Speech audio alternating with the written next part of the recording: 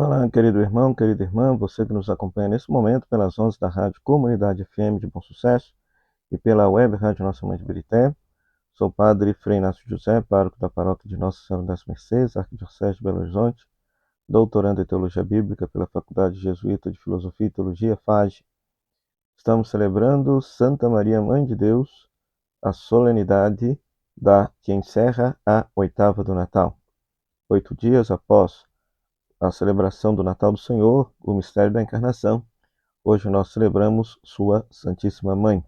O Verbo se fez carne verdadeiramente, assumindo como sua a carne de Maria, sua Santíssima Mãe. Então Maria é Mãe de Deus, pelo fato de Jesus ser uma pessoa divina encarnada. Ele é o Verbo de Deus, a segunda pessoa da Santíssima Trindade, que se encarnou e se fez carne, habitando entre nós para a nossa salvação. Então, nesse dia, nós temos como leituras Números, capítulo 6, versículo 22 a 27, Gálatas, capítulo 4, versículo 4 a 7, Lucas, capítulo 2, versículo 16 a 21. Vamos meditar com alegria a santa palavra de Deus. Se você está passando aqui pela primeira vez, então deixe seu like, seu comentário, se inscreva no canal e compartilhe com todos aqueles que gostam de meditar de forma mais aprofundada a palavra de Deus. A primeira leitura, Números, capítulo 6, versículo 22 a 27, nós temos sobre esse texto, trata da bênção do ano novo sobre o povo. Então, repare que por várias vezes, aparece a palavra bênção, que Deus te abençoe e te guarde. É a bênção sacerdotal que se dava no Templo de Jerusalém para o povo de Deus. Na manhã da criação, Deus abençoou os homens e os animais, dando-lhes alento, força e vida. Então, bênção significa, sobretudo, desejar vida, saúde e paz, né? Paz na natureza e no mundo dos homens. Esta é a bênção de Deus. O contrário de bênção, né? Bênção significa dizer coisas boas, dizer o bem. O contrário de bênção é maldição, maldizer. E aí, literalmente, se bênção é desejar vida, maldição é desejar morte. Agora, para o homem que se coloca diante dessa bênção, Deus deixa brilhar a luz do seu rosto, sua graciosa presença. Então, interessante essa imagem também tirada do livro do Gênesis. Por quê? Porque no livro do Gênesis o ser humano foi criado e Deus coloca o seu rosto sobre o rosto do ser humano e lhe sopra o alento de vida. Então, estar vivo significa que Deus continua com o seu rosto alentando a vida sobre a pessoa. Somente Deus pode abençoar, dizer bem. O ser humano o faz invocando o nome de Deus, que é vida, paz e santidade para todos. Então é muito interessante porque esta bênção que só era dada, por exemplo, pelos sacerdotes, né, no Templo de Jerusalém. Então é uma bênção muito bonita, que o Senhor te abençoe, ou seja, que o Senhor te deseje vida e te guarde, te proteja. Que o Senhor faça brilhar sobre ti a tua face, é uma expressão bíblica para falar da alegria de Deus, que a pessoa viva de tal maneira que faça Deus sorrir, e que o Senhor se compadeça de ti, tenha misericórdia. Nós nem sempre vivemos de tal maneira que agrada a Deus, então que Deus tenha misericórdia de nós. Que o Senhor volte para ti o seu rosto, ou seja, que o Senhor conceda vida, não te deixe morrer, e que o Senhor te dê a paz, ou seja, que o Senhor te dê a completude de tudo aquilo que seja necessário para que você tenha uma vida plena. E desta forma, invocando o nome de Deus, Deus fará com que tudo isso se derrame sobre as pessoas. Então, que bonito a gente saber que agora o nome de Deus se tornou Jesus, Deus salva. Então, que a gente possa invocar de verdade, com todo o coração, com todo carinho, o nome de Jesus sobre as pessoas, desejando a elas uma vida, paz em abundância.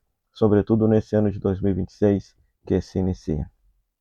Depois, na segunda leitura, nós temos essa mensagem tão bonita que Deus enviou seu Filho nascido de uma mulher. É Gálatas capítulo 4, versículo 4 a 7. Gálatas é a carta da liberdade cristã. Cristo veio para nos fazer livres. Ele veio sujeito à lei passageira do Antigo Testamento para nos libertar dela. Então aqui vale ressaltar que não que Cristo fosse contra a lei ou contra a Torá, não, ele foi plenamente judeu, né?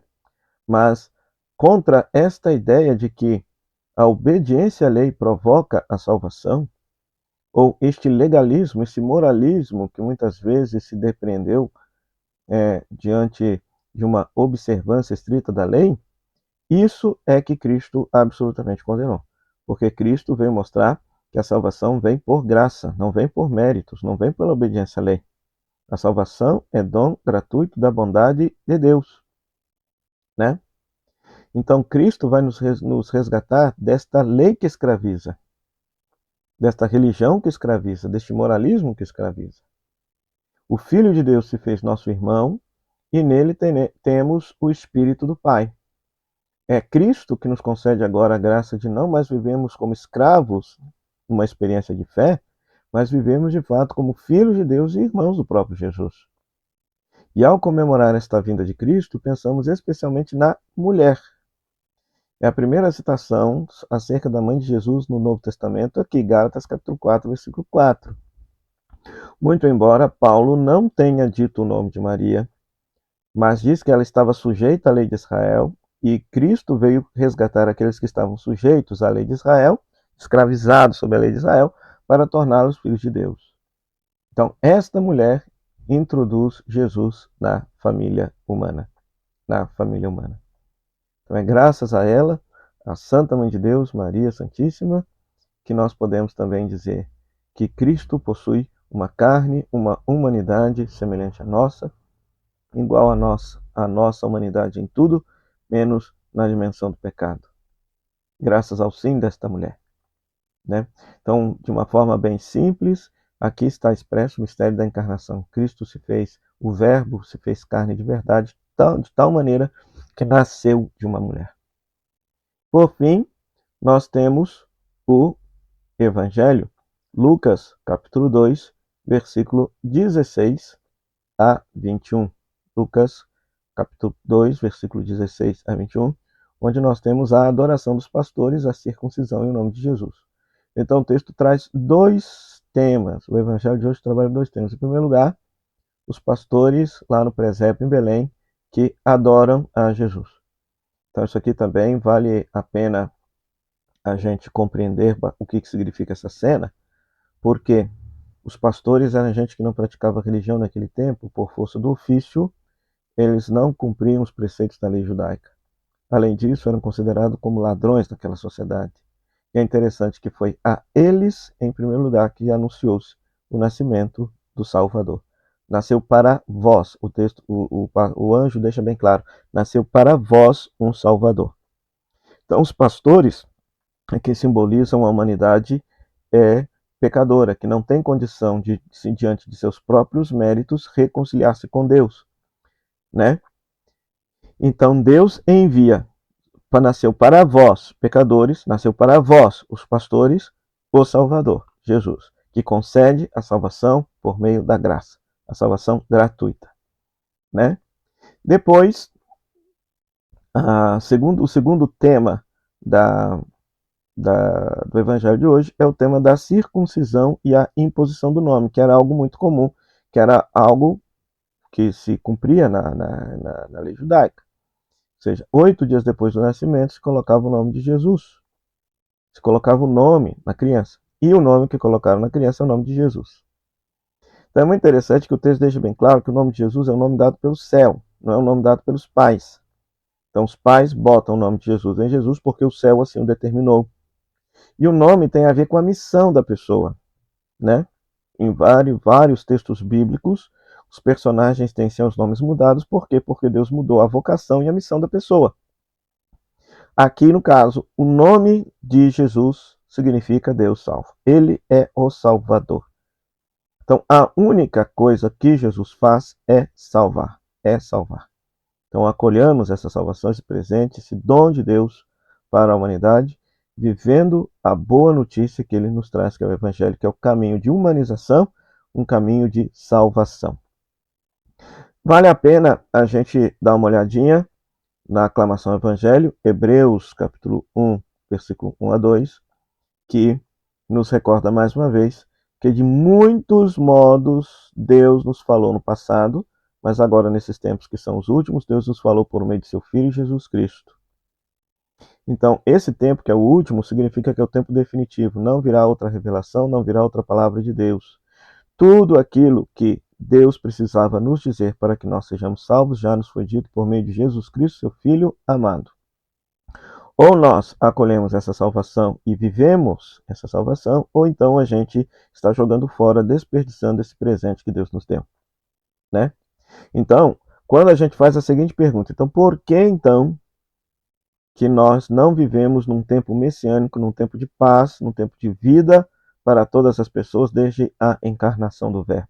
Pelo simples fato, porque muitas vezes, na maioria das vezes, a gente não vive e não pratica o Evangelho, né? Que é um caminho de humanização, de reconciliação, de cura e de libertação. Então, peçamos ao Senhor nesse ano de 2026 que a gente acolha de fato esta palavra, que é o próprio Jesus, entenda de verdade que a sua vida, é salvação, que o seu caminho, o caminho proposto por ele, é um caminho de humanização, de reconciliação, de perdão, de respeito ao próximo.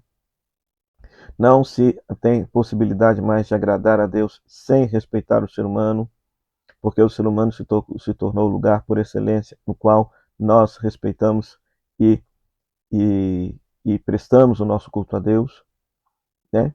E peçamos a Santa Maria, Mãe de Deus, ela que abriu-se plenamente a palavra de Deus, gerou a palavra de Deus feito carne em nós, que ela interceda por nós, por nossa fidelidade cristã, que interceda muitas graças e bênçãos para esse 2026 que se inicia. Aproveito o ensejo para desejar a você e a toda a sua família um feliz 2026, muita saúde, paz, prosperidade e santidade segundo a vontade de Deus. O Senhor esteja convosco, Ele está no meio de nós. Que a bênção de Deus Todo-Poderoso, Pai, Filho e Espírito Santo, desça sobre você e sobre sua família e permaneça para sempre. Amém. Um feliz 2026 para todos.